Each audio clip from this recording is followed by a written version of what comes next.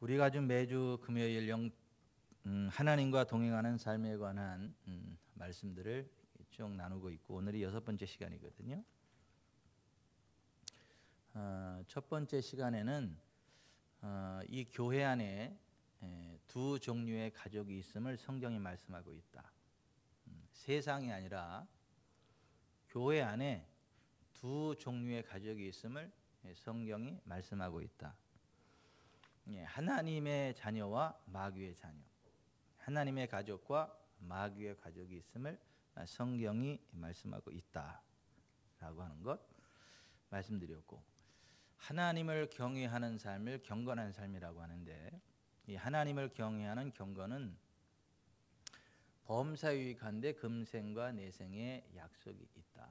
육체의 연습도 굉장한 유익이 있는데 건강 잃어버리면 다 잃어버리는 거잖아요.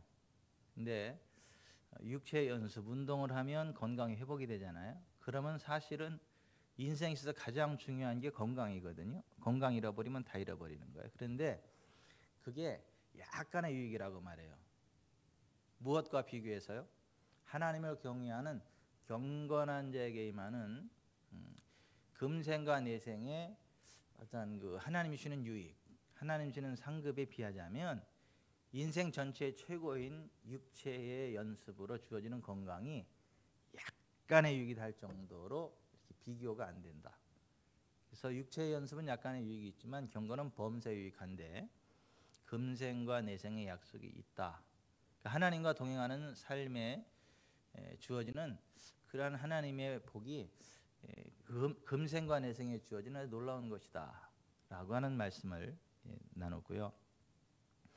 세 번째 시간에는 자신이 천국에 갈 줄로 철두철미하게 믿고 있지만 사실은 지옥에 떨어지는 사람들이 많이 있다. 그날에 슬피 울며 이를 갈미 있으리라. 그날에 많은 사람이 슬피 울며 이를 갈미 있으리라. 성경에서 예수님이 누차 반복해서 경고하고 또 경고하셨다라고 하는 것.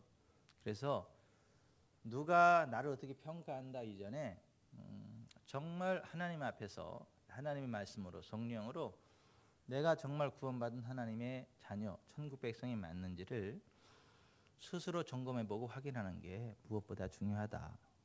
고린도서 13장 5절에 그리스도께서 너희 안에 계신 줄을 알지 못하느냐, 그렇지 않으면 너희가 버리운 자니라, 이렇게 말씀하고 있잖아요. 우리가 교회 다니는 거 중요한데 내가 지옥에 갈 자가 아니라 천국에 갈 자가 맞는가를 말씀 안에서 성령 안에서 잘 점검해 보는 게 중요하다. 하나님과 동행하는 삶 세 번째 주제로 지옥에 떨어지는 사람들에 관한 말씀을 나눴어요. 그리고 네 번째로 그리스도 예수 안에 있으면 새로운 피조물이라고 했는데, 그리스도 예수 안에서 새로운 피조물 되었다라고 하는 것이 무엇을 의미하는지,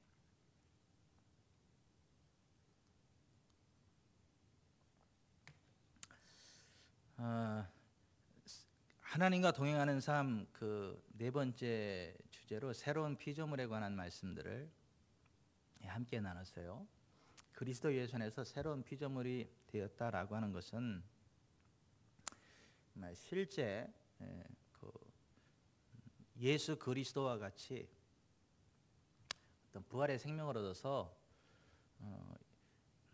예수님이 인자로서 이 세상을 살아가는 동안에 하나님과 동행하면서 그 하나님의 나라를 땅에 끌어오는 존귀한 삶을 살아갔던 것처럼 그리스도 예수 안에서 새로운 피조물이 되었다라고 하는 의미가 그것을 의미한다라고 하는 것. 그래서 존 오스틴이 그 성경이 말하는 새로운 피조물이 무엇인가를 고민하며 기도했을 때 하나님이 존 오스틴에게 보여주신 게 있죠. 성경을 읽으니까 성경에서 한 사람이 걸어 나와요. 그 사람이 가니까 마치 그 사람이 걸음걸이는 왕의 걸음걸이와 같았고 하나님의 아들과 같았고, 가니까 귀신들이 다 기겁하고 떠나가고 손을 뻗은 즉 병자들이 낫고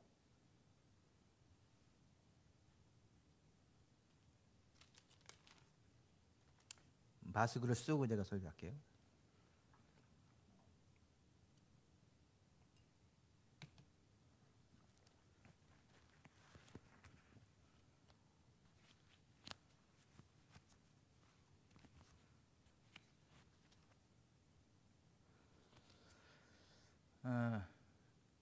그잔 오스틴이 그 고린도후서 5장 17절에 나오는 그러니 누구든지 그리스도 안에 있으면 새로운 피조물이라고 했는데, 그 새로운 피조물이 의미하는 바가 뭔가를 고민하면서 하나님 앞에 기도했을 때 하나님이 그에게 보여주신 환상이,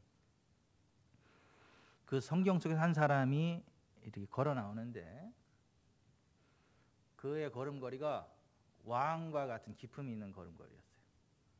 하나님의 아들과 같이 빛나는 존재였고, 가니까 귀신들이 다 이렇게 두려워 떨며 떠나갔고, 그가 손을 뻗은즉 전 인류가 구원을 받았고, 그가 손을 댄즉 모든 병자들이 고침받았고.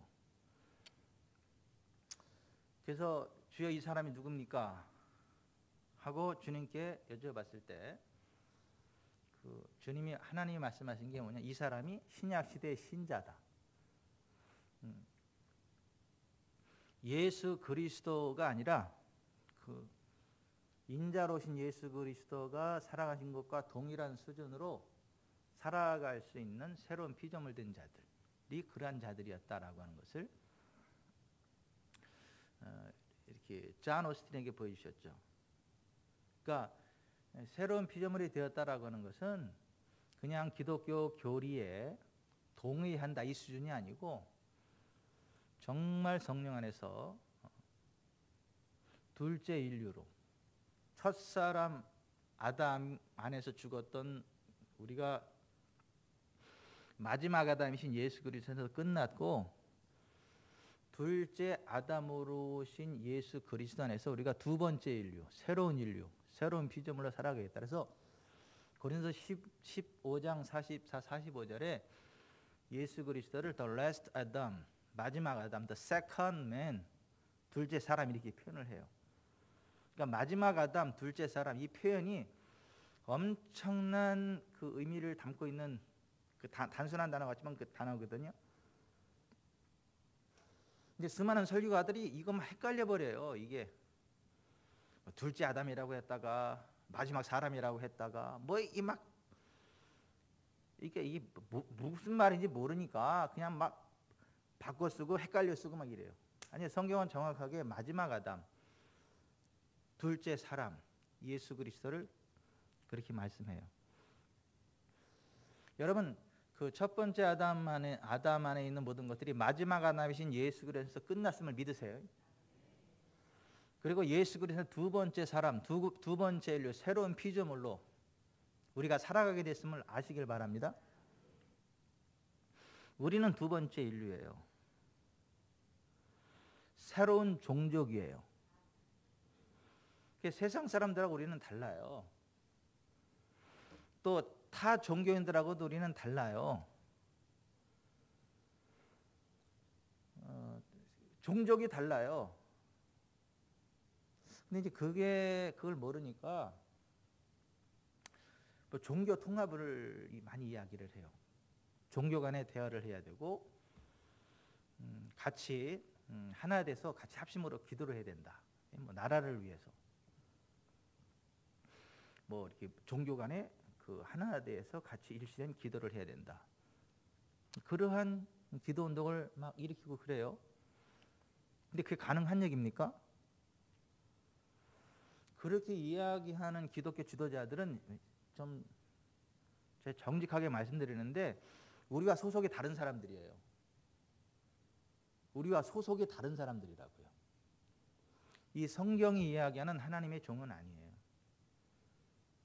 물과 기름이 섞일 수 없는 것처럼 새로운 피조물 된 성령의 사람과 성령 밖에 있는 사람과 함께 기도하는 게 불가능해요. 사탄에게 속한 사람하고 같이 어울려서 기도하는 게 불가능하다니까요. 물과 기름을 아무리 섞어서 흔들어 놔도요, 닦으면 어떻게 되죠?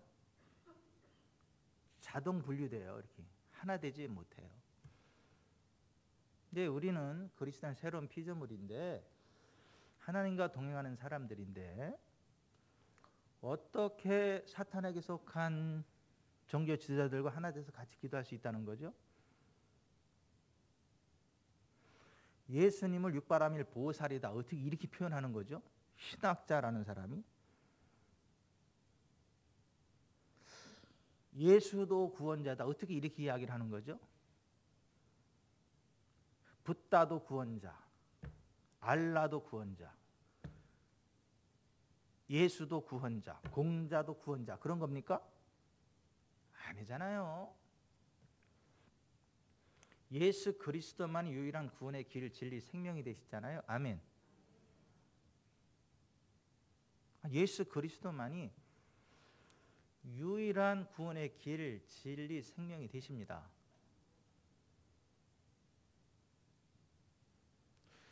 우리가 이 그 네 번째 시간에 그리스도 안에 예수 안에서 새로운 피조물이 되었다라고 하는 그 주제에 대해서 우리가 한번 진지하게 살펴봤어요. 다섯 번째 시간에 의의 선물에 대해서 살펴봤어요. 의의 선물. 그리스도 예수 안에서 우리가 하나님의 의가 되었다. 이거는 예수 그리스도를 믿는 그 순간 한순간 도달하는 지점이지, 우리가 힘쓰고 애쓰고 기도하고 금식하고 뭐 엄청난 어떠한 그 신앙적인 행위들을 통해서 계속 하이랭크로 올라가다 어느 지점에 딱 가서 이제 의인의 반열에 딱 서가지고 그때부터 능력 있는 기도가 나가고 영빨이 팍팍 풀어지고 뭐 그런 거 아니다.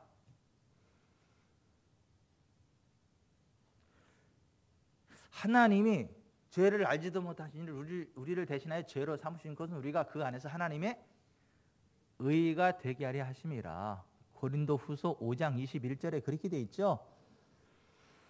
우리가 그리스도 예수 안에 들어가는 그 순간 의의 선물을 받습니다. 그 의의 선물은 우리 안에 하나님의 생명이 들어와 있는 상태를 이야기를 해요. 우리가 하나님의 임재 안에 들어가 있는 상태를 이야기해요.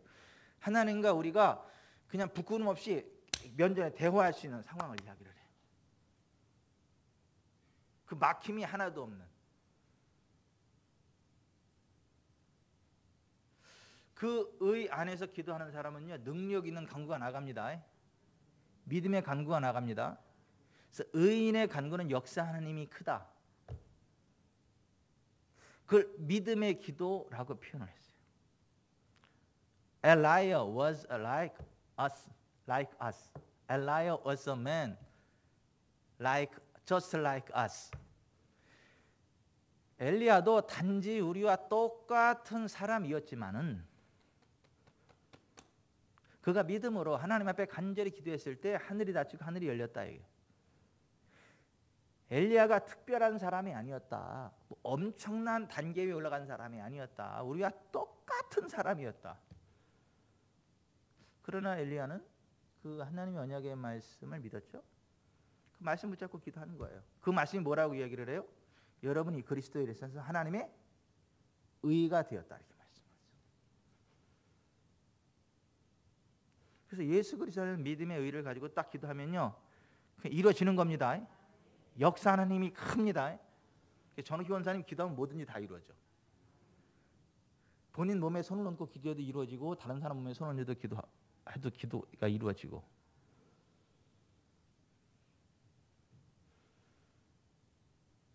전우기 원사님한테 안수 받아야지. 똑같아요, 여러분들도.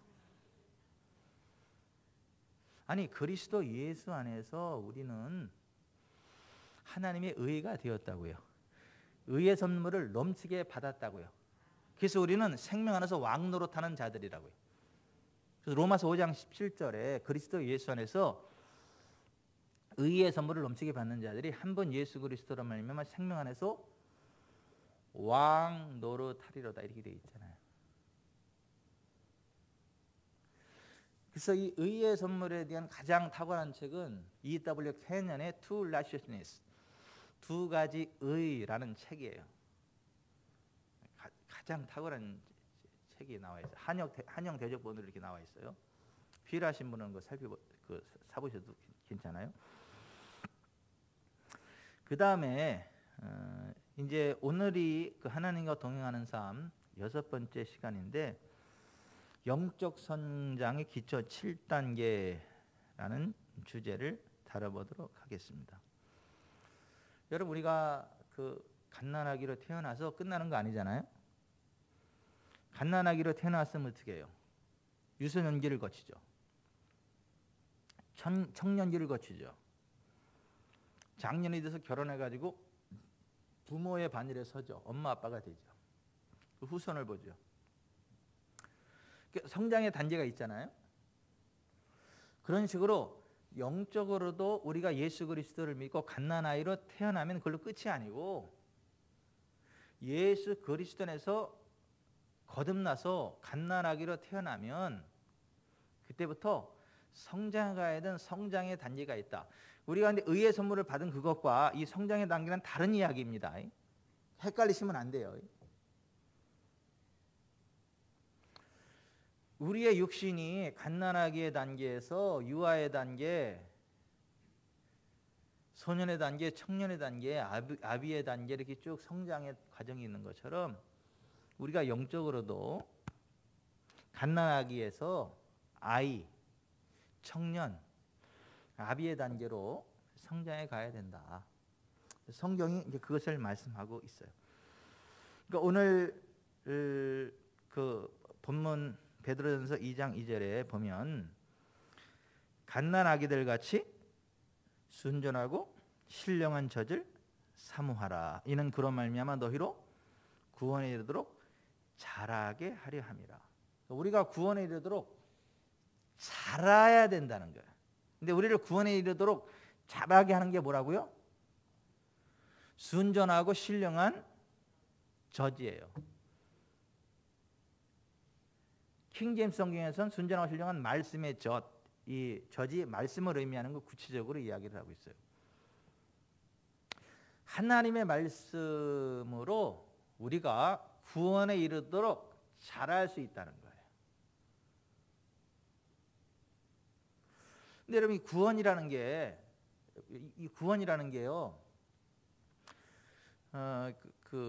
모든 문제로부터 벗어나는 걸 구원이라 그럽니다.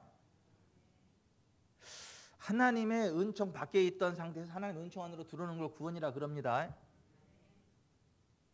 그래서 사도행전 4장 12절에 다른 이로서는 구원을 받을 수 없나니 천하 사람 중에 구원받을 만한 다른 이름을 우리에게 준 일이 없습니다. 그때 거기서 구원이 어떤 사건을 두고 이야기하는 거죠? 나면서부터 40년 동안 한 번도 걸어보지 못했던 안전뱅이가 베드로와 요한에게 구걸하고 할 때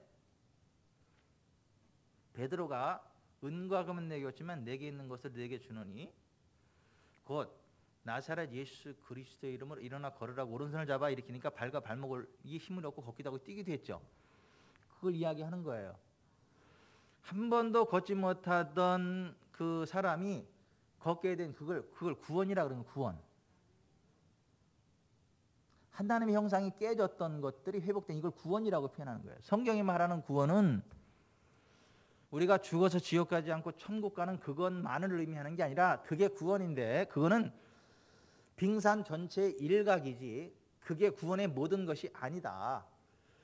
그러니까 바다의 빙산이 얼음이 요만큼 보이지만 사실은 그 밑에 집채만한 큰 그 빙산이 있는 거, 얼음이 있는 거잖아요. 그죠? 근데 물 위로 드러난 거는 조금 드러난 거잖아요. 근데 그 밑에 뭐 엄청나게 큰 게 있잖아요. 기독교의 구원도 물 위로 드러난 것은 죄사함과 천국이라고 하는 그 천국 요거가 좀 보여. 근데 그 밑에 들어가면 치유가 있고 회복이 있고 부흥이 있고 자유가 있고 샬롬이 있고 하나님의 나라가 있고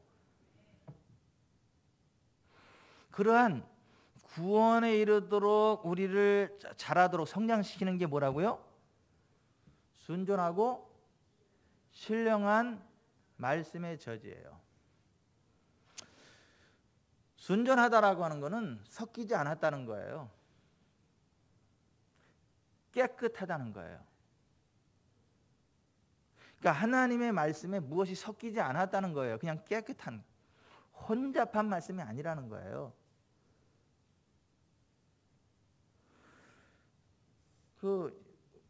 요즘은 음식이 맛을 내려고 굉장히 많은 막 첨가제를 넣잖아요, 그죠? 먹기에는 굉장히 좋아요, 그죠? 근데 몸에는 안 좋아요. 이게 독소가 될 수 있어요. 또 건강식품이라고 만들어내는 것들이 어떤 것들이죠? 그런 거 가미 안 시키고 가능하면 하나님이 만드신 열매, 곡물 그런 걸 그냥 가능하면 가미시키지 않고 그대로 농약 같은 것도 안 하고 무농약하고 해서 그게 몸에 좋은 건강식품이라고 아주 비싸게 팔잖아요. 사실 그거 먹으면 몸에 좋은 거는 맞아요. 왜냐하면 원래 하나님이 우리 몸에 완벽한 그러한 곡물을 주셨거든요. 음식을 주셨거든요. 근데 거기다 자꾸 농약 치지, 거기다가 무슨 향신료 넣지 뭐 넣지 음식을 맛있게 만들었는데 그게 맛을 내는 만큼 몸에는 해로워. 근데 맛없으면 안 먹으니까 자꾸 음식 장사들이 거기다가 자꾸 가미시키는 거예요. 맛을 내려고.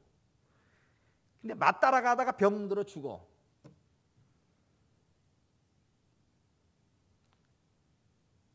그런 식으로 하나님의 말씀 성경 그 자체가 우리를 살립니다. 우리의 건강을 줍니다. 우리의 구원을 줍니다. 근데 여기다가 자꾸 섞어. 인간적인 어떤 것들 자꾸 섞어요. 그래서 사람들이 듣기에 편안하게 만들어. 재미있게 만들고. 그러니까 설교 들으면 그냥 막 와장창 중창 짜짜짜 그냥 막 웃고 시간 가는 줄 몰라. 근데 다 듣고 나면 뭘 들었지 이게 생각이 안 나. 그래서 삶에 적용하려면 적용할 게 없어.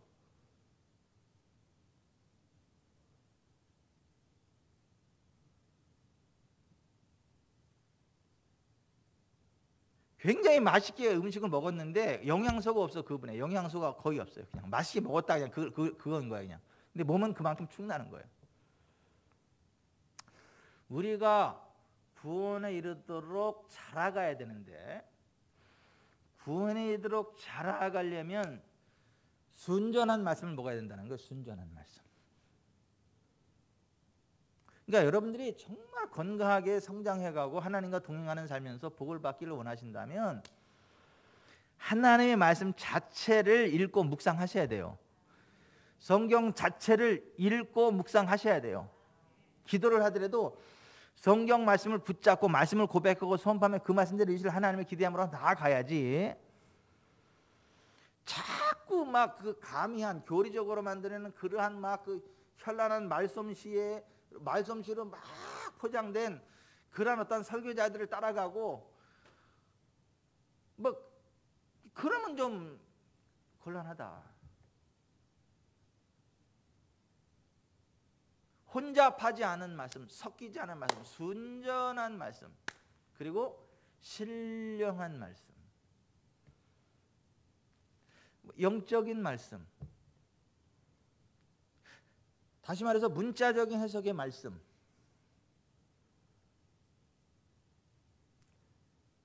성경은 그 자체가 영적입니다. 이걸 또 무슨 신령하게 한다 그래서 여기다 무슨 알레고리, 그러니까 상징적으로 또 뭐 영해, 뭐 그게 다 철학이에요. 철학, 인간의 철학, 사람의 영혼을 죽이는 철학이라고요. 말씀 자체가 신령한 거예요. 말씀 자체가 영적인 거라고요. 그러니까 성경에 그러면 그런 거예요. 그게 제일 신령한 거라고요. 막 떴다 봤다 들었다 어쨌다 이런 게 신령한 게 아니고 뭐 영적으로 느껴졌는데 근데 그런 게 없다고 하는 거 아니에요. 그런 거 있습니다. 근데 그런 게 신령한 게 아니고 말씀 자체가 신령한 거라고요.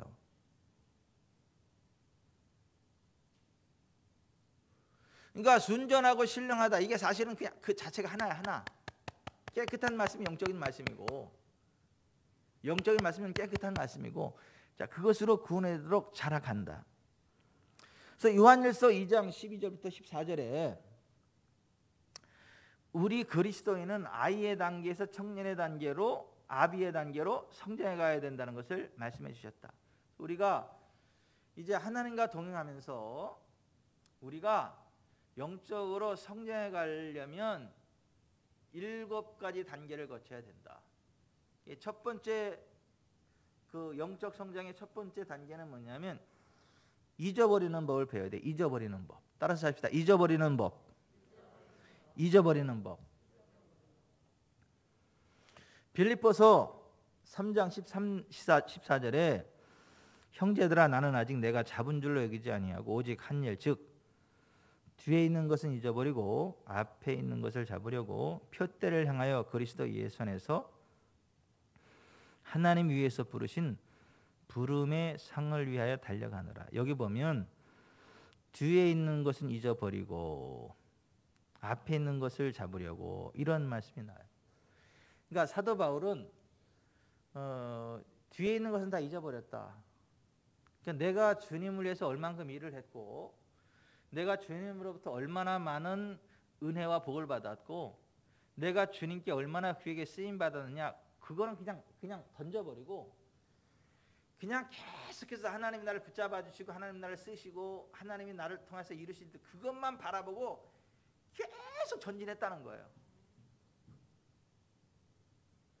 내가 왕년에 이런 일을 했었고 내가 왕년에 이런 복을 받았고 내가 왕년에 이런 은혜를 경험했는데 뭐 그렇게 안 했다고. 그러니까 왕년을 이야기하지 말라는 거예요. 내가 왕년에 뭐 하루 몇 시간씩 기도를 했고 그때 왕년에 뭐 이때 그러지 말라는 거예요. 지나간 것은 잊어버려라 이거야.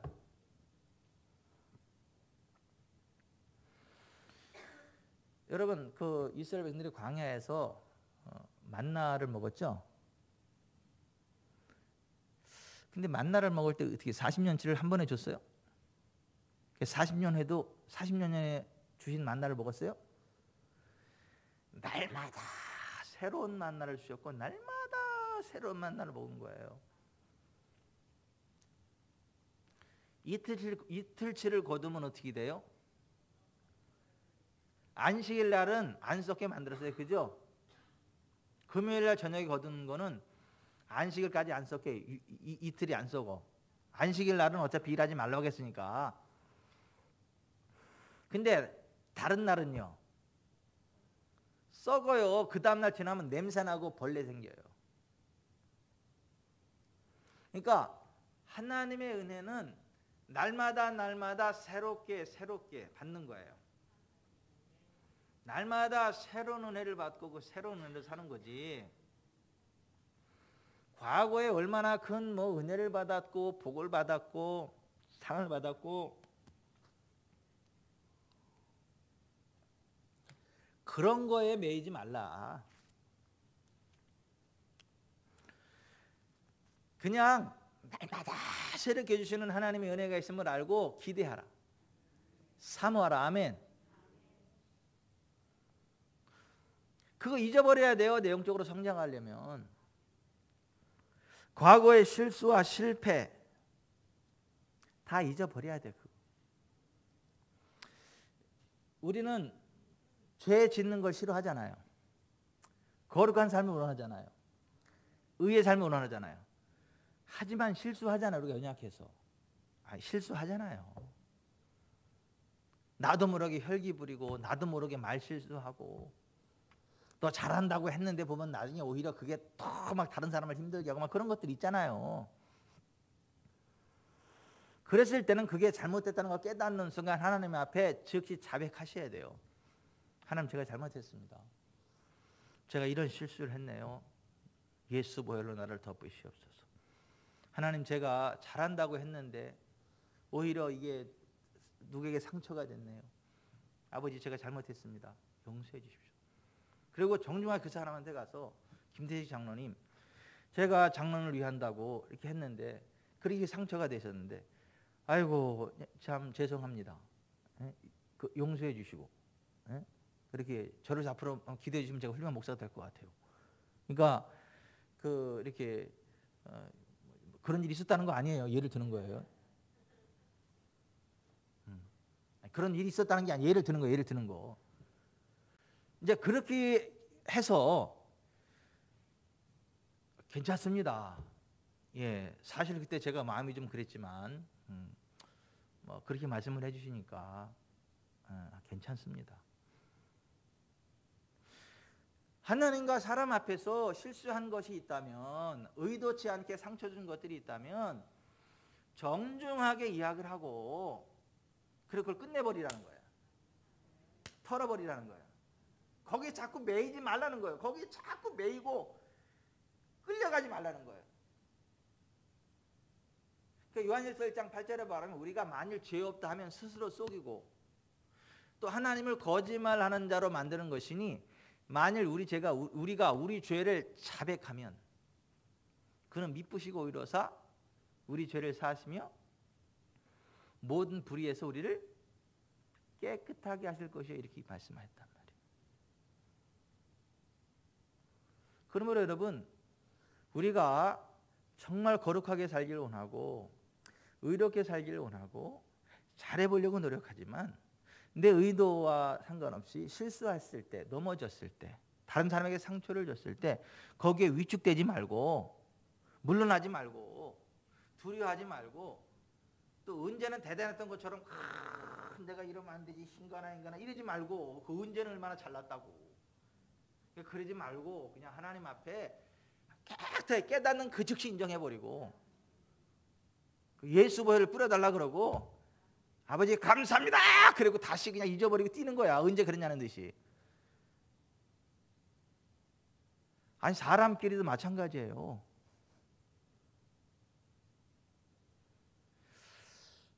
이번에 그 하진이가 그랬나? 하림이가 그랬나 생각이 안 나네. 김선혜 집사님하고 수빈이하고 큰 소리로 다 의견 다투면 막 일어나가지고 세계 대전이 일어나는가 싶었는데 보면 까까까까까 그러고 웃대 모녀가.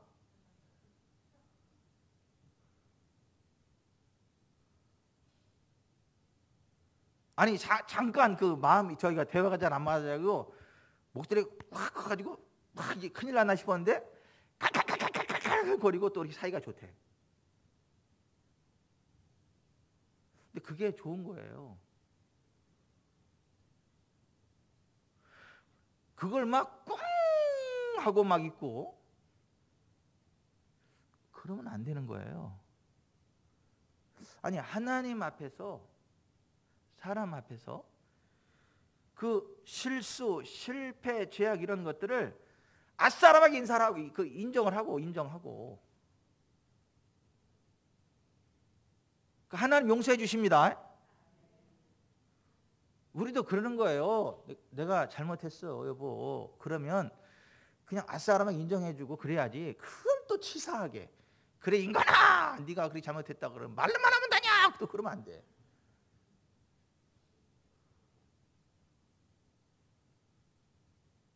또 그러고 뭘 또 그래. 평생에 처음 그랬지.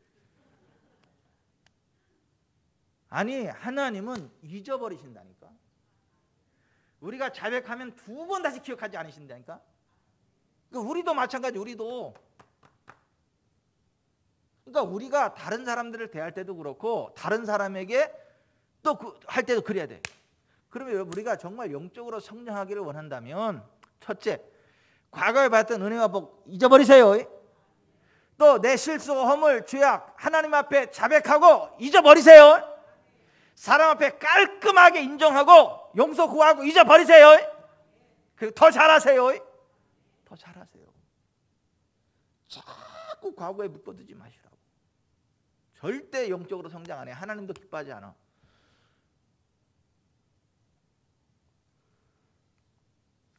하나님은 2번 다시 우리 죄를 기억하지 않으세요. 아멘. 근데 이런 거는 아닙니다. 하나님은 어떤 죄를 져도 용서하니까 괜찮아. 죄 안 지는 사람이 어디 있어. 그냥 다 그런 거지. 에이 너무 깨끗한 물에 고기 안 살아. 너무 깨끗한 척 하지 말고 다 자백하면 용서해 주는데 봐. 나 깨끗한 척 하지 말고. 그래서 죄를 합리화시키는 사람 이거는 이단입니다. 이거는 이거는 이단이에요. 실제로 초대교회 때 그런 이단이 있었다. 구원파 이단이 있었다. 구원파 이단이 있었다고. 옆 동네 같은.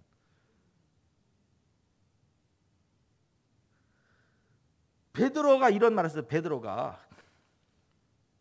베드로서 2장 17절에 이 사람들은 물 없는 샘이요 광풍이 밀려가는 안개니 그들을 위해 캄캄한 어둠이 예비되어 있나니 그들이 허탄한 자랑의 말을 토하며 그릇되게 행하는 사람들에게서 겨우 피한 자들을 음란으로서 육체의 정욕 중에서 유혹하는도다. 그들에게 자유를 준다 하여도 자신들은 멸망의 종들이니 누구든지 진 자는 이긴 자의 종이 됨이라. 만일 그들이 우리 주 되신 구주 예수 그리스도를 알므로 세상의 더러움을 피한 후에 다시 그 중에 얽매이고 지면 그 나중 형편이 처음보다 더 심하리니 의의 도를 안 후에 받은 거룩한 명령을 저버리는 것보다 알지 못하는 것이 도리어 그들에게 나으니라. 참된 속담에 이르기를 개가 그 터했던 곳에 돌아가고 돼지가 씻었다가 더러운 구덩이에 도로 누웠다 하는 말이 그들에게 응하였도다. 여러분, 죄를 우습게 여겨도 된다 이런 얘기 아닙니다. 우리가 어떤 죄를 져도 괜찮다 이런 말이 아닙니다. 우리는 죄를 지으면 안 되는 거예요. 하나님께로부터 난 자는 죄를 짓지 않는다고요. 그러나 우리가 실수할 수 있다고, 넘어질 수 있다고 연약하기 때문에 우리와 의도와 상관없이 실수하고 넘어질 수는 있다고요. 그때 내가 실수하고 잘못했다는 깨달아지는 순간 자백하면 하나님 용서해 주십니다. 사람끼리도 자백하면 용서해 줘야 되고 용서해 줘야 됩니다.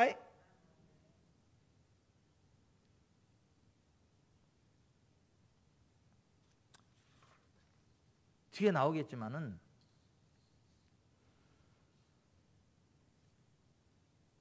용서하는 법도 배워야 돼요. 잊어버리는 법도 배워야 되고 용서하는 법도 배워야 돼요. 근데 우리는 죄는 이겨야 됩니다. 죄와 싸우되 피 흘리게 싸워서 이겨야 됩니다. 그래서 요한계시록 2~3장에 보면 소아시아 7교회들에게 편지를 하면서 결론은 항상 뭐죠? He who overcomes, 이기는 자. To whom? Who overcomes, 이기는 그에게는. 그러니까 이기는 자, 구원받은 하나님 백성의 특징이 천국 들어가 생명나무에 들어갈 철장 권세를 얻는 하나님의 자녀의 그 특권을 갖는 진짜 거듭난 하나님의 자녀들의 특징은 overcome, 이긴다는 거예요. 이긴다. 죄를 이긴다는 거예요. 원수 마귀 욕을 이긴다는 거예요. 이 세상 모든 더러운 것들을 이긴다는 거예요. 이기는 자들, 이기는 자. 그 이기는 자들이 구원받은 하나님 백성의 특징이라는 거예요.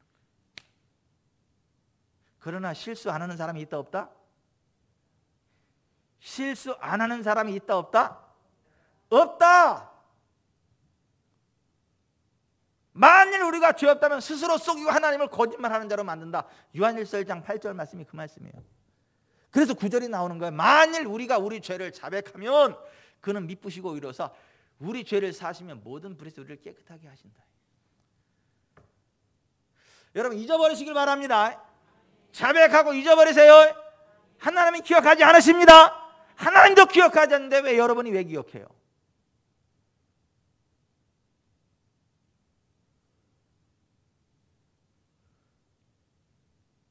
용서하는 법을 배우세요. 용서하는 법. 그럼 우리에게 누가 실수를 했어도 그 사람이 잘못했다고 뉘우치면 받아주시기 바랍니다. 용서해 주시기 바랍니다. 에베소서 4장 32절에 서로 친절하게 하며 불쌍히 여기며 서로 용서하기를 하나님이 그리스도 안에서 너희를 용서하심과 같이 하라 그랬어요.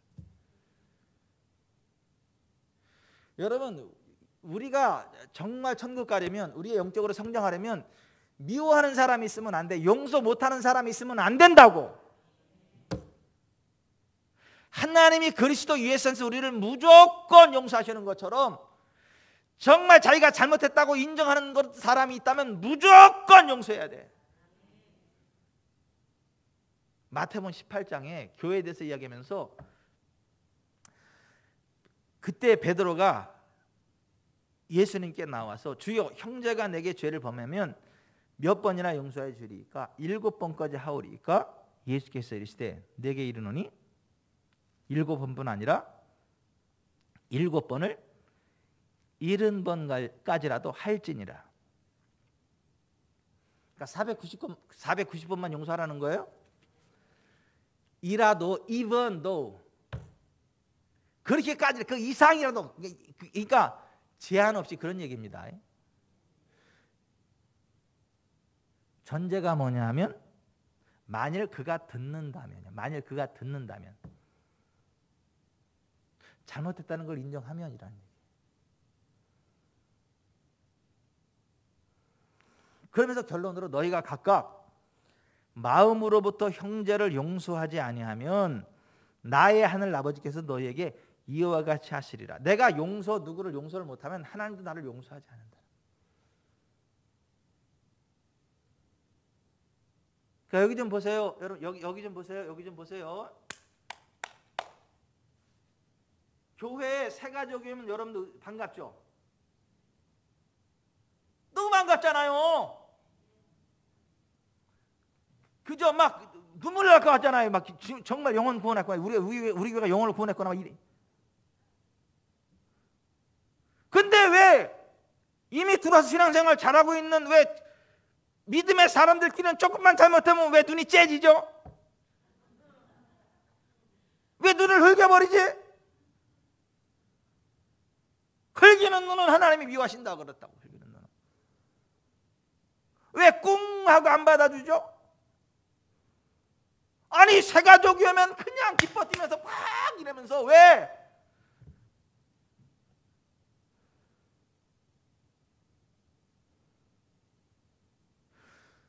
우리가 교회 가면서 보세요. 교회 와서 신앙생활 하면서 불편한 사람 있으면 회개해야 돼.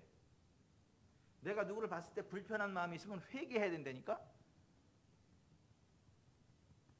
그 사람이 회개해야 되는 게 아니라 내가 회개해야 되는 거야. 내가.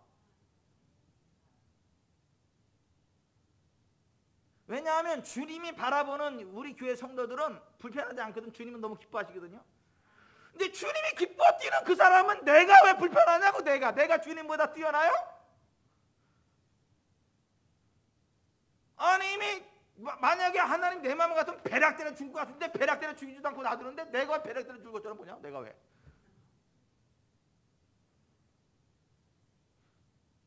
그러니까 보세요. 우리가 신앙생활하면서 보세요. 신앙생활하면서 교회 왔을 때 한 사람 한 사람 볼 때요, 막 기뻐 뛰면서 정말 막 이렇게 격려하고 세워주고 축복해주고 이래야지.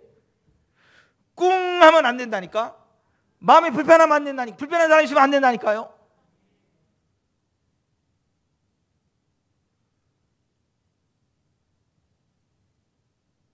그래서 교회에서 오면 서로 보면 막 기쁨이 충만해가지고 교회 왔다가 막 기도하러 왔다가 누구 있으면 막 할렐루야 막 기뻐가지고 막 이래야 되는데 교회에 기도 왔다가 누구 딱 만나면 딱 얼어버려가지고.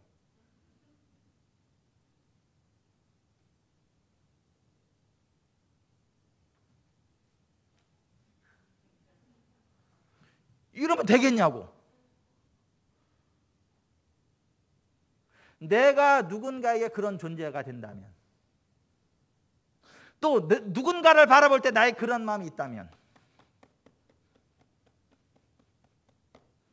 하나님 기뻐하지 않아요. 하나님이 기뻐하시지 않는다고. 하나님은 그런 사람 용서하지 않는다고 이야기를 해요. 그러니까 제발 부탁이니까 용서하세요. 판단하지 마세요. 그래야 내가 성장해. 내가 구원의 이르도 성장한다고. 기도하는 법을 배웠어요. 기도하는 법. 너희가 내 안에 거하고 내 말이 너희 안에 거하면 무엇이든지 원하는 대로 구하라. 그러면 이루리라. 우리가 기도 응답 받는 삶을 살아가면 첫째 주님 안에 거해야 돼. 주님 안에 거해야 된다는 얘기는 주님과 교제한다는 얘기예요. 늘 주님과 교제한다는 얘기예요. 내 말이 더 해내고 하면 성경대로 성경의 하나님의 뜻을 정확히 알고 그것을 원하며 구해야 된다고. 그러니까 기도는 그렇게 해야 되는 거예요. 주님과 계속 교통하면서 성경에 하나님의 언약의 말씀을 붙잡고 그걸 갖다가 기도하고 받은 줄로 믿어야 돼. 아멘. 그리고 맨 마지막에 은총이 가진 성모 마리아의 이름으로 이러면 안 돼. 예수 이름으로, 알라의 이름으로 안 된다니까요. 문선명의 이름으로 안 된다니까요. 보혜사이신 임한이의 이름으로 안 된다니까요. 오직 예수 이름으로 기도해.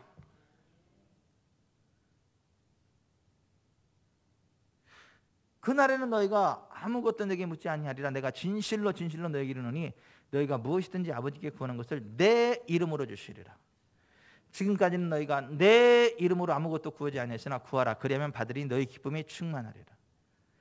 다른 이로서는 구원을 받을 수 없나니 천하 사람 중에 구원을 받을 만한 다른 이름을 우리에게 주신 일이 없음이니라. 예수 이름만이 응답의 이름이에요.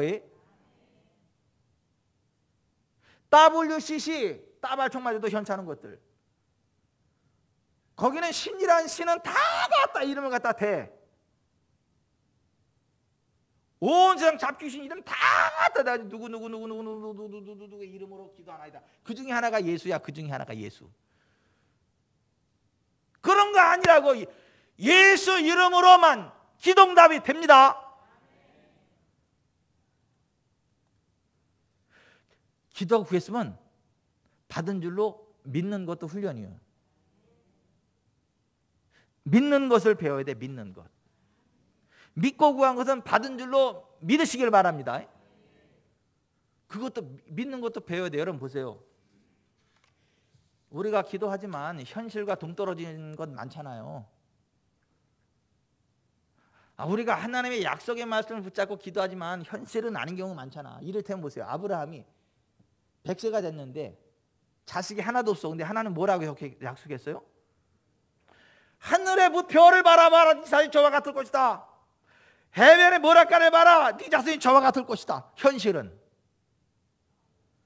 아무것도 없어. 아무것도 없어. 아무것도 없어. 거기다가 남자 생명 끝났어. 여자 생명 끝났어. 근데도 하나님은 네 자손이 하늘의 별과 같은 거, 바닷가의 모래과 같은. 근데 아브라함은 뭘 믿은 거예요? 하나님의 약속을 믿은 거라고. 그걸 고백했다고요. 그래서 아브라함이라고 고백한 거잖아요. 사라라고 고백한 거잖아요. 자, 이성적인 판단으로 보자면 아브라함이 뻥쟁입니다. 미친놈입니다. 아니 아무것도 없는 놈이 무슨 하늘의 별과 같은 많은 무리의 아버지라고? 거짓말쟁이 아니 사기꾼 아니에요 이거? 아니 이성적인 판단으로 보면 사기꾼이잖아요. 자식이 하나도 없는데 많은 무리의 아버지라고 자기를 소개하니까 사기꾼이지, 거짓말쟁이지. 그런데 아브라함이 그렇게 이야기하는 이유가 뭐죠? 하나님이 그렇게 약속하셨으니까. 하나님이 이렇게 말씀하셨으니까. 하나님이 죽을 몸도 살리신 걸 믿는 거야. 죽을 몸도 살리셔서 그렇게 하실 것을 믿는 거예요. 그러니까 하나님의 약속의 말씀을 붙잡고 기도했으면 받은 줄로 믿어야 된다. 아브라함처럼. 그러니까 아브라함과 같은 믿음을 배워야 돼요. 로마서 4장 17절에 보면 기록된 바 내가 너를 많은 민족의 조상으로 세웠다 하심과 같으니 그가 믿은 바 하나님은 죽은 자를 살리시며 없는 것을 있는 것 같이 부르시는 이시니라. 아브라함이 바랄 수 없는 중에 바라고 믿었으니 이는 내 후손이 이 같으리라 하신 말씀대로 많은 민족의 조상이 되게 하려 하심이라. 그가 100세나 되어 자기 몸이 죽은 것 같고 사라의 태가 죽은 것 같음을 알고도 믿음이 약해지지 아니하고 믿음이 없어 하나님의 약속을 의심하지 않고 믿음으로 견고해져서 하나님께 영광을 돌리며 약속하신 것을 또한 능히 이루실 줄을 확신하였으니 그러므로 그것이 그에게 의로 여겨졌느니라. 아멘. 우리는 현실을 믿는 게 아니고 하나님의 약속을 이 현실에 이루실 하나님을 믿는 거예요. 하나님의 약속을 믿는 거라고. 그걸 확신하는 거라고요. 그 입으로 고백하는 거라고요. 영광 돌리는 거라고요. 그러면 하나님이 그렇게 이루신다고요. 저는 예전에 이랬다고요. 영적으로 환상을 잘 보고 잘 느끼고 어떤 그런 사람들 되게 부러워했어요. 내가 맨날 이런 얘기를 했어. 나도 잘 봤으면 좋겠는데 난 잘 못 봐. 나도 잘 느꼈으면 좋겠는데 난 잘 못 느껴. 나는 곰발바닥인가 봐. 나는 이렇게 안 느껴져. 나는 잘 느껴진다 그러는데 아이고 부러워 죽겠어. 저 사람 잘 느껴. 아니 뭐 이렇게 잘 봐. 맨날 환상을 봤다 그러고 천사 봤다 그러고 뭐 봤다 그러고 뭐 또 영적 수강을 봤다 그러고 뭐 좀 그러는데 나는 보는 체질이 아닌가? 나는 못 봐. 맨날 이렇게 얘기했다고 내가. 그랬더니 진짜 아무것도 못 보고 진짜 아무것도 못 느끼더라고. 근데 성경에 있던 하나님의 약속을 붙잡고 하나님은 보게 하시는 분이십니다. 아멘. 나는 보게 됩니다. 하나님 느끼시게 하는 분이십니다. 아멘. 하나님 나를 느끼게 하십니다. 나는 느끼게 됩니다. 믿음으로 자꾸 고백을 했더니요. 하나님이 내 믿음의 고백대로 역사하시더라고. 보게 하시고 느끼게 하시고 알게 하시더라고. 아브라함이 아무것도 없어. 자식이 하늘의 별은커녕 하나도 없다고 하나도. 근데도 뭐요? 아브라함 많은 무리의 아버지다 고백하게 만들었다고. 하나님은요 우리 입술의 고백대로 이루십니다. 그래서 하나님의 약속을 믿음으로 고백하고 믿고 기다리고 확신하는 이 훈련이 필요하다고. 이거 배워야 된다고.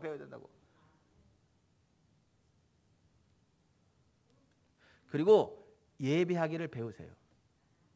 하나님은 예배하는 자를 찾으시고 예배하는 것에 강림하는 것을 믿고 배우세요. 아멘. 여러분 우리가 하나님 구약 시대 하나님께 나갈 때 그냥 떨레떨레 나가지 않은 거잖아요. 하나님께 나갈 때는 어떻게 했죠? 자기 격에 맞는 잼을 들고 나갔잖아요. 부자는 황소 들고 나갔고 중산층은 양이나 염소 들고 나갔고 빈민층은 비둘기 들고 나갔잖아요. 나갔을 때 죽였잖아요. 그 피를 들고 하나님께 제사장을 통해 나간 거잖아요. 그 우습게 나가요? 준비가 얼마나 많이 필요하냐고. 그 없는 그 준비할 거기까지 가. 우리의 예배가 그것보다 더 무게가 있는 거라고. 우리의 예배가 우스운 게 아니라고요. 그냥 쉽게 드려지는 게 아니라고요. 그냥 시간 됐으니까 드리고 이런 게 아니라고요. 구약 개념으로 바라보자면 이 매번의 제사가 얼마나 무게가 있는 건데요. 그 피의 제사가 얼마나 신중한 건데요. 근데 우리의 예배가 예수님 피의 제사로 하나님께 나아가는 예배라고요. 구약에는 흠없는 짐승이 우리를 대신에 죽어가지고 흠없는 짐승의 피 제사를 들고 나아갔지만 이제 예수께서 자기 몸으로 한 영원한 제사를 드리사 한 번으로 영원한 속죄를 이루셨기 때문에 우리가 그 예수의 피를 힘입고 하나님께 나아가는 거라고요. 참마음과 온전한 믿음으로 하나님께 나아가자. 그러면서 모이기를 패하는 자들이 어떤 습관 가지하지 말고 오직 권하의 그날에 가까운 것으로 더욱 그리하기를 힘쓰자. 뭐예요? 하나님 앞에 나아가서 함께 나아가서 하나님을 예배하고 사랑과 사랑을 격려하는 그 일을 힘써야 된다. 이것들을 사하셨은즉 다시 죄를 위해 제사 드릴 것이 없느니라. 그러므로 형제들아 우리가 예수의 피를 힘입어 성소에 들어갈 담력을 얻었나 이렇게 얘기하는 거예요. 구약시대 피의 제사를 이야기하면서 우리의 예배가 그거라는 거예요. 예수의 피를 힘입어. 우리가 하나님 앞에 나갈 때 보세요. 그냥 온 게 아니라니까요. 십자가에서 예수님의 피를 들고 하나님께 나오는 거라는 거예요. 그리고 하나님은 거기에 임재하신다고요. 복을 주신다고요. 그런 믿음으로 예배하라는 거예요. 예배하기를 배우라는 거예요. 그래야 우리가 성장한다는 거예요. 하나님과 동행하는 삶을 살아가고. 또 하나 하나님 앞에 드리기를 배워야 돼. 드리기를. 적게 심는 자 적게 거두고 많이 심는 자 많이 거둔다. 너를 위하여 보물을 땅에 쌓아두지 말고 하늘에 쌓아두라. 거기는 좀과 동록이 하지만 하늘에는 좀도 도적도 구멍을 뚫고 도둑질하지 못한다. 그런 너희는 먼저 그의 나라와 그의 일을 구하라. 이게 뭐예요? 우리의 보물을 하나님을 위해서 먼저 쓰라는, 그게 그 나라와 그 일을 구하라는 게 그게. 그리하면 이 모든 것을, 이 모든 게 뭐예요? 이 땅에 필요한 모든 것들을 너에게 더하시리라. 적게 심는 자 적게 거두고 많이 심는 자 많이 거둔다. 드리기를 배우라는 거예요. 심고 거둠의 원리를 배우라는 거예요. 그래야 우리가 성장한다는 거, 성장한다는 거.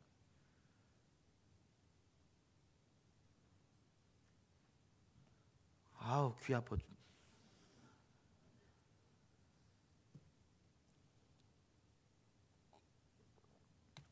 귀가 너무 아파요.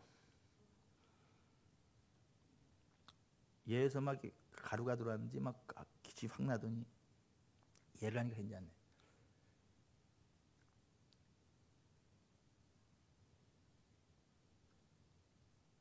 우리의 믿음이 성장하기를 원한다면 드리기를 배워야 돼요. 심고 거둠의 원리를 배워야 된다고요.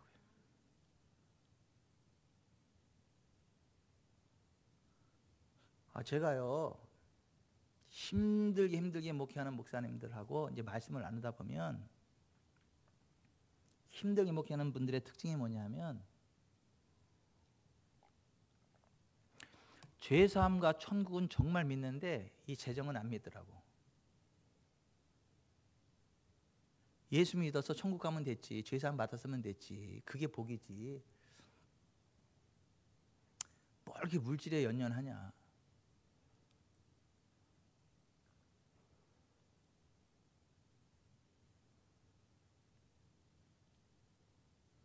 근데 그 목사님만 힘든 게 아니라 그 교회 성도도 똑같이 힘들어. 다 힘들어 다.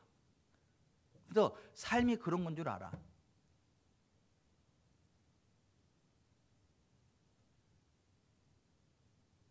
그래서 우리 성도들은 가난하기 때문에 그렇대. 우리 성도들은 가난하기 때문에 헌금 얘기하면 안 되는데, 우리 성도들은 힘들기 때문에 헌금 얘기하면 안 되는데, 시험 든데.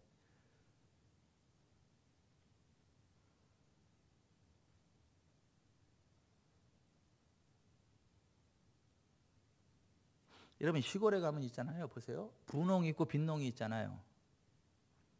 시골에 가면 분홍이 있고 빈농이 있잖아요. 몇천 평, 몇만 평씩 땅을 가지고 있는 사람이 있고 땅이 한 평도 없는 사람이 있잖아요. 그죠? 그러면 땅 한 평도 없는 사람은 어떻게 해야 돼요? 더 많은 땅을 빌려가지고 농협에 가서 융자 얻어가지고 씨를, 종자를 사고 일꾼들 하다가 그 논밭을 갈고 씨를 뿌리고 열심히 일을 해야 가을에 희망이 있는 거 아니에요? 소작했으니까 땅 주인한테 그 얼마 주더라도 그렇게 해야 남는 게 있는 거잖아요.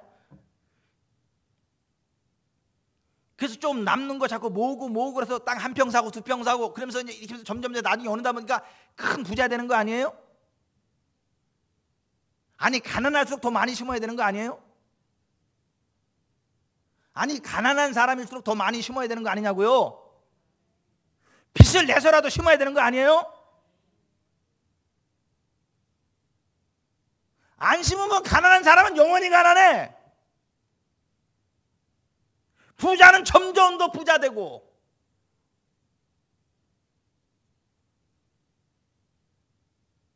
여러분 여기 좀 보세요. 우리가 시절을 잘 만나서 부자 되는 게 아니라니까요. 귀인을 만나서 부자 되는 게 아니에요. 내가 무슨 지혜가 탁월해서 부자가 되는 게 아니라니까요.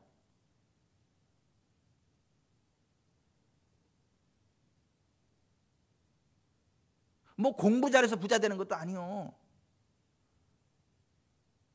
이번에 제가 군산에 그 가족들 휴가 갔다 왔는데 거기가 이성당이라고 빵집이 있어. 빵집. 팥빵 살라고 줄이 그냥 쫙 서 있어. 팥빵 하나 살라고 그냥 쫙 줄 서야 돼. 한참 서가지고 기다려가지고 그냥 자기 돈 주면서도 그냥 아이고 고맙습니다 막 이렇게. 아니 팥빵 하나를 그렇게 제대로 만들어도 줄을 쫙 서고 빵이 얼마나 잡혀도 옆에 땅을 사가지고 또 신사하고 져가지고 이렇게 했더라고. 팥빵 하나만 제대로 만들어도 그때 부자가 되더라고. 사람들이 막 줄을 서고.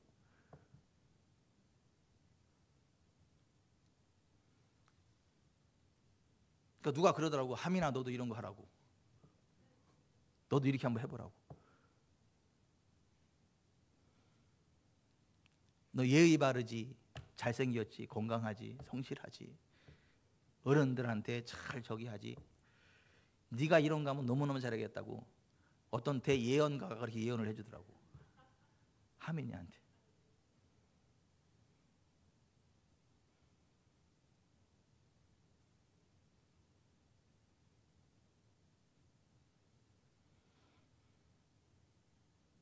공부 잘해서 출세하는 거 아니거든요. 뭐 부모 잘 만나서 출세하는 거 아니거든요. 어쩌다 보니까 출세하는 거 아니거든요.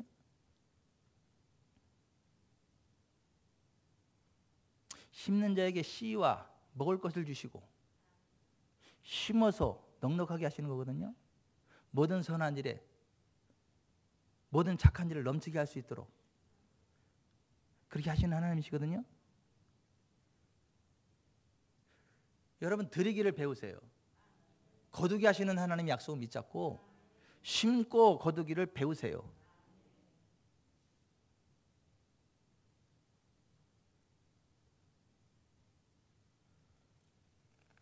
그래야 우리의 믿음이 성장해.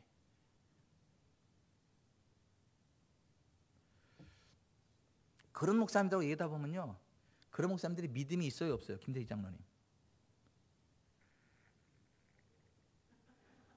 항상 지혜롭게 답변을 하세요. 믿음 없어. 믿음 없다니까요. 맨날 눌려 살아.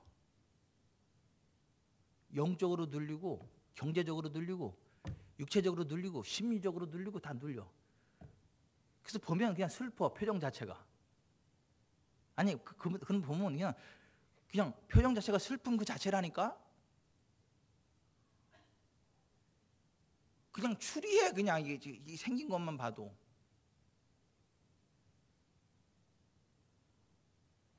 아니, 그러니까 그렇게 성경을 안 믿는데.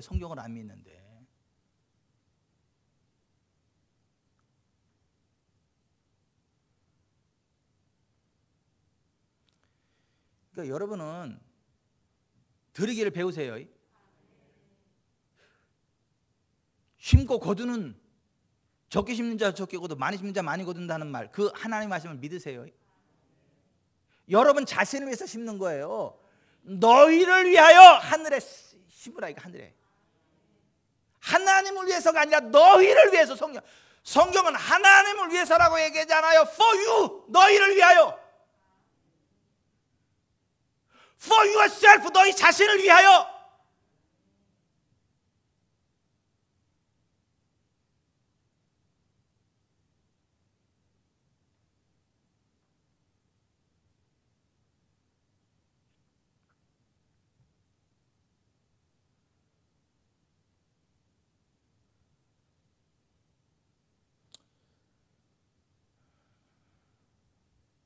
마지막 7번째, 전도하기를 배우세요.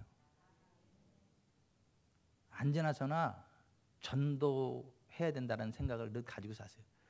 사람 만나면 어떻게 하면 전도할까? 그 고민하면서 사세요. 김경수 집사님은 복을 받으실 거예요.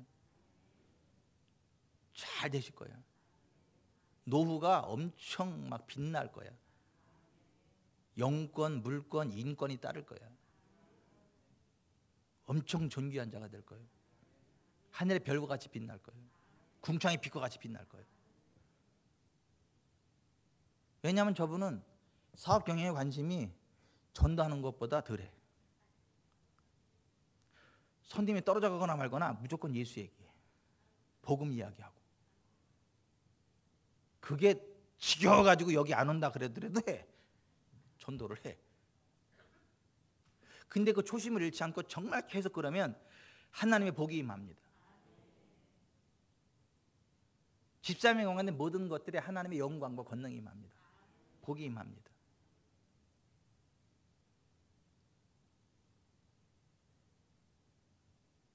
우리가 여러분 다른 건 다 못하더라도 전도는 해야 돼. 전도는.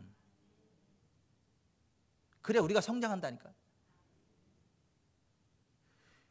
너희는 온천에 다니면 만민에게 복음을 전파하라. 그러고 나서 한 얘기가 그거잖아요. 믿는 자들에게 이런 표적이 따르리니 곧 그들이 내 이름으로 귀인을 쫓아내며 쇠 방언을 말하며 뱀을 집어올리며 무슨 독을 맞을지라도 해를 받지 않으며 병든 사람에게 손은 즉 나으리라. 온천에 만민에게 복음을 전하는 그 사람에게 믿는 자들에게 표적이 따르는 거지.